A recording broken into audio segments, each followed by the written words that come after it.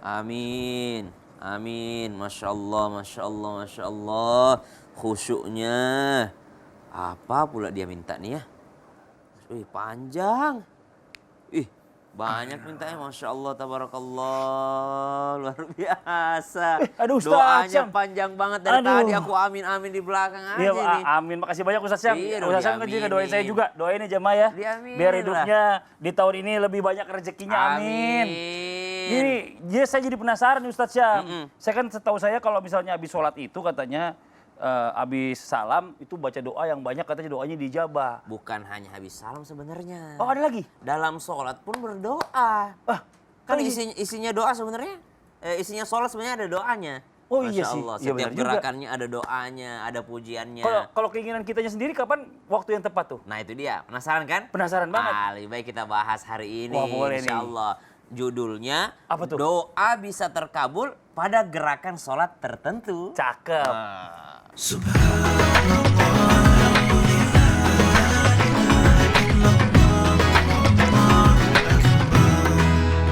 A'udzubillahiminasyaitonirrajim. Bismillahirrahmanirrahim. Assalamualaikum warahmatullahi wabarakatuh. Waalaikumsalam warahmatullahi wabarakatuh. Jamaah, oh jamaah, Alhamdulillah. Alhamdulillahirrabbilalamin. Allahumma sholli ala Sayyidina Muhammad wa ala ali Sayyidina Muhammad. Rabbi shrah li sadri wa yassir li amri wahlul 'uqdatam min lisani yafqahu qawli.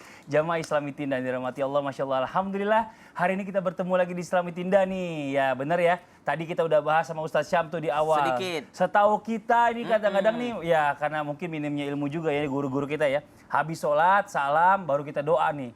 Nah ternyata ada juga saat di waktu sholat itu bisa doanya kita dikabulin juga. Wah, langsung aja kita bahas sama-sama dengan tema yang luar biasa. Temanya adalah doa bisa terkabul pada gerakan sholat tertentu. Alhamdulillah. Nah sekarang langsung aja nih kita tanya sama guru kita. Yang pertama ada Habib Usman bin Yahya. Wih, lengkap nih nama panggilan. Sesuai akte kelahiran nggak tuh Bibit? Iya, Masya Allah. Nah ini katanya kan doa terkabul ini dulu Nabi Zakaria yang terkenal itu katanya doanya dikabulkan ketika berdiri pada saat sholat. Nah penasaran nih kita nih, berdiri ini kan pas lagi ngapain nih doanya bisa dikabulin? Mohon izin penjelasannya nih Bib. Ya, akhirnya Fadol Bib. Anas, Ustaz Syam. Bismillahirrahmanirrahim. Assalamualaikum warahmatullahi wabarakatuh. Waalaikumsalam warahmatullahi wabarakatuh. Alhamdulillahil wahidil ahad alladzi lam yalid wa lam yulad wa lam yakul lahu kufuwan ahad. Laisa kamitslihi syai'un wa huwas samiul basir. Summa fasalli wa sallim wa barik ala sayyidina wa habibina wa syafiina wa maulana Muhammadin sallallahu alaihi wasallam wa sahbihi wa azwajihi wa dzurriyyatihi wa ahlul baiti wa ansari wa sahbihi wa ba'du. Segala puji bagi Allah Subhanahu wa taala yang telah memberikan kita nikmat iman, nikmat sehat walafiat. Ya alhamdulillah, pada pagi hari ini penonton di rumah habis sholat subuh, zikir sebentar, langsung menyaksikan Islam itu indah. Insyaallah dapatkan ilmu yang bermanfaat dari guru-guru kita, bisa diamalkan untuk dirinya, suaminya, istrinya, anak-anaknya. Insyaallah penuh dengan keberkahan dan keridhaan Allah Subhanahu wa taala. Amin. As-salat doa. Salat adalah doa. Salat itu menghadap kepada Allah Subhanahu wa taala. Salat adalah permohonan hamba kepada Allah Subhanahu wa taala.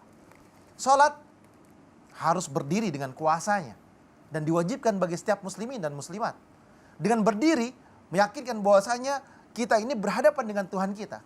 Sebagaimana Nabi Zakaria berdoa kepada Allah Subhanahu wa taala dengan meminta kepada Allah Subhanahu wa taala. Allah Subhanahu wa taala berfirman dalam Al-Qur'an, "Hunalika da'a Zakaria rabbah qala rabbi habli miladunka dzurriyyatan thayyibatan innaka sami'ud du'a." Ini doa yang dilakukan oleh Nabi Zakaria. Nabi Zakaria mohon kepada Allah, meminta kepada Allah Subhanahu wa taala, berharap akan apa? Akan pengabulan daripada doanya. Kita sebagai hamba berharap akan dikabulkan doanya. Jadi ketika kita baca surat Al-Fatihah, selesai Fatihah kan amin, maka lanjut dengan minta kepada Allah. Enggak jadi masalah, tapi dalam hati jangan dikeluarin. Dalam hati minta sama Allah. Atau setelah dia baca surat, maka dia minta sama Allah. Karena apa? Karena berharap akan pertolongannya Allah. Wasta'inu bisabri wassalah wa innaha lakabiratul lil khashiyin. Alladzina yazunnuna annahum mulaqu rabbihim wa annahum ilaihi raji'un. Jelas bahwasanya dia meminta kepada Allah. Ya Rabb, jadikanlah kami meminta kepadamu dengan pertolonganmu, dengan keridhaanmu, dengan kehendakmu, kabulkanlah doaku ya Allah. Ya Allah, ya Tuhan kami ini banyak masalah hidup. Gak ada orang hidup tanpa masalah. Sekecil apapun pasti ada masalah dalam kehidupannya. Tidak ada di dunia ini tanpa ujian cobaan. Sekelas Nabi ada ujian cobaan. Siapapun manusia dikasih sama Allah Subhanahu wa taala lika-liku dalam kehidupannya. Minta kepada Allah dalam keadaan berdiri, dalam keadaan ruku, dalam keadaan sujud, memunajat kepada Allah Subhanahu wa taala agar Allah jadikan kita hamba yang berserah diri kepada Allah dan selalu mendapatkan pertolongan dari Allah Subhanahu wa taala. Jadikanlah sabar dan salat untuk apa? Untuk mendapatkan pertolongan Allah Subhanahu wa taala. Salat dalam posisi berdiri, meminta kepada Allah, insya Allah akan dikabulkan oleh Allah Subhanahu wa taala. Setelah baca Al-Fatihah tadi Bib ya? Setelah baca surat Al-Fatihah atau setelah baca surat, dalam hati minta. Kan setelah amin, maka ya Allah jadikanlah keberkahan dalam hidupku. Hati nih. Dalam hati. Iya. Ya Allah kuatkanlah iman Islamku. Ya Allah mudahkanlah urusanku ya Allah. Utangku banyak ya Allah. Hidupku susah ya Allah. Kontrakan belum bayar. Mau curhat juga Bib. Misalkan. Kan? Itu minta sama Allah. Berharap pada Allah Subhanahu wa taala dengan permintaan apapun yang diinginkan hamba. Ketika amin, minta sama Allah. Ketika selesai surat Al-Fatihah, minta sama Allah. Ini bentuk permintaan hamba kepada Allah dan berharap ya Allah kabulkanlah doaku. Wasta'inu bisabri wa salat. Jadikanlah pertolongan Allah dalam keadaan salat itu ditolong oleh Allah Subhanahu wa taala. Dengan salat kita mendekatkan diri kepada Allah. Dengan salat kita adalah hambanya Allah. Dengan sholat berharap Allah kabulkan doa kita. Nah, ini dengan bukan sholat kita minta sama Allah. Masya Allah. Udah Pak, udah? Nggak mau lagi. Udah cukup ya? Udah cukup yang ngomong gantian. Dengan sholat kita berarti adalah manusia yang tidak luput daripada khilaf dan salah. Masya Allah. Udah cukup Bib, udah panjangan nanti dengan saya sholat. ngomong udah. Mau lanjut lagi nih. Ya, kita minta dikabulkan doa sama Allah. Katanya kan udah. Ini wajah Islam yang ada di rumah nih Masya Allah ya. Jadi Nabi Zakaria ini udah melakukan ini. Jadi bukannya kita ngada-ngada nih Masya Allah ya. Jadi pada saat nanti habis sholat ya, lagi sholat nih. Habis baca Al-Fatihah berdoa, minta. Nanti habis baca surah juga, surah pilihan, berdoa lagi sebelum takbir. Nah katanya berikutnya adalah takbir. Nah kalau kita tahu kan takbiratul ihram. Kita niat nih, niat dalam hati ya kan sampai kita mulai sholat. Nah kalau ini katanya takbir juga bisa doa kita diijabah pada gerakan tersebut. Ini takbir yang mana nih? Nih mohon izin penjelasannya. Pak Kiai Anas, Kiai Anas Kurdi. Izin, Khair, tafadhol. Assalamualaikum warahmatullahi wabarakatuh. Waalaikumsalam warahmatullahi wabarakatuh. Bismillahi walhamdulillah wassalatu wassalamu ala rasulillah amma ba'du. Di dalam sholat yaitu ada takbiratul ihram. Yang terjadi sekarang ini banyak orang yang tidak memahami apa itu takbiratul ihram. Ketika takbiratul ihram, ada kalimat ihram adalah kalimat yang mengharamkan. Jadi ketika kita takbiratul ihram, saat itu kita mengharamkan segala urusan kecuali urusan kita dengan Allah di dalam kita mengerjakan sholat. Ya. Nah makanya takbir juga ada caranya. Baginda Nabi kadang takbir Allahu Akbar dengan setengah dadanya. Tapi kadang Rasulullah kemudian bertakbir sampai kepada telinganya. Allahu Akbar. Nah ketika takbir, karena apa? Rumus doa kita diijabah dalam sholat itu ada dua. Ada rumus permulaan di saat kita sholat. Ya, kemudian ada juga rumus bacaan dalam sholat. Nah, rumus yang pertama adalah bagaimanakah ketika takbiratul ihram, apakah doa kita diijabah? Di dalam awal sholat, dari takbiratul ihram sampai salam, setiap doa kita diijabah oleh Allah Subhanahu wa taala. Amin. Tetapi ada fokusnya. Ketika kita takbiratul ihram, ada bacaan Allahu Akbar kabira, walhamdulillahi katsira, wa subhanallahi bukrata wa asila. Di sini pembukaannya. Artinya apa? Ketika kita sholat, membaca takbiratul ihram, puji Allah dengan pujian yang begitu besar. Makanya di dalam takbiratul ihram itu ada tiga. Yang pertama, kalau memang kita dalam safar, maka takbiratul ihram kita pakai yang pendek. Hamdan katsiran tayyiban mubarakan fih. Karena kita lagi sedang membutuhkan waktu yang cepat. Ada takbiratul ihram yang sedang. Allahumma ba'id baini wa baina khatayaya kama ba'adta ma bainal masyriqi wal maghrib ila akhirih. Ada yang panjang. Kabira walhamdulillahi katsira wa subhanallahi bukrata wa asila. Yang terpenting adalah apa yang kita baca di saat takbiratul ihram, kita pahami Allahu Akbar kabira, enggak ada Tuhan yang paling besar kecuali Engkau ya Allah. Nah, ini adalah permulaan.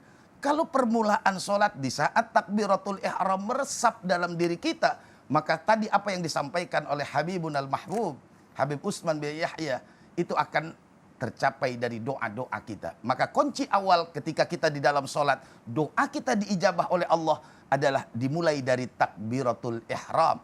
Makanya ketika kita takbiratul ihram harus benar-benar merasapi. Sebagaimana Abu Bakar As-Siddiq, baru takbir saja Allahu Akbar, bergetar tubuh Abu Bakar As-Siddiq. Bahkan terkadang Abu Bakar As-Siddiq menangis meneteskan air mata. Ditanya, kenapa kau menangis wahai Abu Bakar? Kata Abu Bakar As-Siddiq, ya Allah, ketika takbiratul ihram yang saya rasakan tidak ada lagi kecuali Allah semata-mata.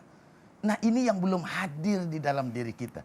Sehingga Allah singgung kita. Fa idza qadaitumus salata. Ketika ada orang yang melakukan ibadah sholat, dia titik berhenti di sini. Artinya, kadang-kadang kan kita dengar, udah sholat belum? Ya yang penting kan saya udah sholat. Ini tuh. Ini cuma berhenti pada wa idza qadaitumus salata. Padahal ada fadhkurullaha. Kalau terjadi ini, maka bagaimanakah doa kita di dalam sholat itu akan diijabah oleh Allah? Kalau seandainya awalnya saja tidak meresap dalam diri kita. Nah ini yang terpenting. Takbiratul ihram harus benar-benar kita pahami maknanya sehingga meresap dalam diri kita. Masya Allah. Pak Kiai makasih banyak ilmunya. Iya, sama-sama. Jadi pada saat habis takbiratul ihram langsung tuh ya kan. Langsung baca. Macam-macam doanya Allah Akbar kabir. Iya, tergantung. Iya, tergantung waktunya. Iya, saat Kalau pagi mau simple, berangkat safar, baca yang yang pendek. baca yang pendek. Iya, Masya takutnya Allah. baca yang panjang ketinggalan pesawat. Oh iya Tar. benar-benar juga ya. Itu kejadian tuh kalau lagi sholat Jumat di airport, imamnya panjang lagi. Tausiahnya panjang, bacanya panjang. Ini curhat jadinya. Kita lanjut lagi nih buat jamaah Islami Tindak yang di rumah nih. Masya Allah luar biasa ya. Dengan kita belajar di Islami Tindak, insya Allah ilmunya ini akan terus kita bisa amalkan. Amin, dan amin, semuanya amin, bisa memanfaatkan nih. Amin, amin ya rabbal alamin. Nah kita tahu nih, kalau kita biasanya tuh kalau kita lagi sujud akhir nih, kita berdoa katanya kan kita kenal gitu. Nah saya juga baru dengar nih Ustadz Syam nih, pada saat kita ruku ya kan, kita baca subhana rabbiyal azim wa bihamdi 3 kali. Itu katanya ada waktu yang tepat juga buat baca doanya diijabah. Masya Allah. Nah pas saat lagi di mana awal kita baca atau di akhir atau ya mungkin penjelasan aja langsung deh. Mohon izin tafadhol. Bismillahirrahmanirrahim. Tabi Habib Usman, Tafadhol, Kiai Anas, Wafadli serta guru-guru kami melakukan Allah Subhanahu wa taala. Alhamdulillahirabbil alamin wassalatu wassalamu ala asyrafil anbiya'i wal mursalin sayyidina Muhammadin wa ala alihi wa sahbihi ajma'in. Asbahna wa asbahal mulku lillahi rabbil alamin. Subhanak la ilma lana illa ma 'allamtana innaka antal alimul hakim. Rabbi shrah li sadri wa yassir li amri wahlul 'uqdatam min lisani yafqahu qawli waj'al li wazira min ahli amin amin amin ya rabbal alamin. Ba'da naqul a'udzu billahi minasy syaithanir rajim. وأقيموا الصلاة وآتوا الزكاة واركعوا مع الراكعين. Dan dirikanlah sholat, tunaikanlah zakat, dan rukuklah bersama dengan orang-orang yang ruku. Maka kata ruku ini adalah sesuatu yang tidak bisa kita remehkan dalam sholat. Ya, gerakan ruku ini adalah gerakan spesial yang Allah Subhanahu wa taala berikan kepada umat baginda Nabi Muhammad sallallahu alaihi wasallam. Dari Ibunda Aisyah radhiyallahu taala anha wardaha, karena Nabi sallallahu alaihi wasallam, Nabi sallallahu alaihi wasallam senantiasa yukthiru ayyaqul, dalam rukunya banyak sekali membaca, dalam ruku dan juga sujudnya, subhanakallahumma rabbana wa bihamdik Allahumma gfirli. Jadi Nabi SAW membaca subhanakallahumma rabbana wa bihamdik Allahumma gfirli. Nabi SAW membaca bacaan ini dalam hal menjelaskan ayat Al-Quran yang turun, fasabbih bismi rabbikal azim, di mana kita diminta untuk bertasbih kepada Allah Subhanahu wa taala, mengagungkan Allah Subhanahu wa taala. Namun di ujung daripada tasbihnya Nabi sallallahu alaihi wasallam, tasbih dan tahmidnya kan ada tasbihnya. Subhanakallahumma rabbana, itu tasbih namanya. Kemudian wa bihamdik, itu tahmid namanya, pujian. Tapi Nabi SAW menambahkan di belakangnya dengan doa, Allahumma gfirli, ya Allah ampuni aku, ya Allah ampuni aku, ya Allah ampuni aku. Maka ternyata ruku itu bukan hanya mengandung bacaan tasbih menyucikan mengagungkan Allah, bukan hanya mengandung bacaan tahmid memuji Allah, tapi juga mengandung doa di dalamnya. Doa minta apa? Doa agar Allah mengampuni kita. Dalam ruku kita memohon kepada Allah. Jikalau doanya berdasarkan riwayat seperti tadi, Allahumma gfirli, maka tidak apa-apa dilafalkan. Tapi jikalau doanya adalah menyangkut untuk keperluan pribadi, maka silahkan berdoa di dalam hati saja. Tapi kalau Allahumma gfirli misalnya, itu boleh dilafalkan karena memang ada riwayatnya. Kemudian yang kedua, Nabi SAW di dalam fase kehidupannya, ketika di akhir-akhir hayat hidupnya, kata Ibunda Aisyah radhiyallahu taala anha, Nabi banyak sekali memohon ampun kepada Allah Subhanahu wa taala dalam rukuknya. Jadi doa apa yang dipanjatkan ketika ruku seseorang, yaitu lebih banyak kepada doa memohon ampun kepada Allah Subhanahu wa taala. Maka gerakan ruku saja sudah mengandung kebaikan, apatah lagi ditambah dengan menyucikan Allah, tasbih, kemudian ditambah dengan memuji Allah dengan tahmid, kemudian ditambah dengan doa memohon ampunan kepada Allah Subhanahu wa taala. Kemudian membaca juga subhana rabbiyal azim wa bihamdi, subhana rabbiyal azim wa bihamdi, subhana rabbiyal azim wa bihamdi, boleh ditambah dengan Allahumma ghfirli, ya Allah ampuni aku, ampuni aku, ampuni aku. Subhanallah, wallahu taala alam. Sami Allahu liman hamidah, Rabbana lakal hamdu bil usamma mati musita min syai'in. Mentang-mentang baru dibahas tentang ruku udah sami Allah liman hamidah. Ini kan udah i'tidal. ngapain? Kalau i'tidal katanya dalam hati itu harus baca doa juga. Saya lagi bingung nih bacanya doanya apa ya biasanya. Biasanya bacanya apa tuh? Saya kan Sami Allahu liman hamidah, Rabbana lakal hamdu bil usamma mati musita min syai'in badu. Ah, itu udah ada doanya sebenarnya itu. Itu doa. Itu doa. Iya dong, itu ada doanya dalamnya. Nanti kita Nggak boleh jelaskan. tambahin nggak? Boleh. Oh, boleh. Tambahin Ada apa? kunut. Hah? Ada kunut. Kan kita lagi sholat maghrib. Kita lanjutin ya. Setelah satu ini doanya apa? Tetap di Islami tidak jamaah. Oh jamaah. Alhamdulillah.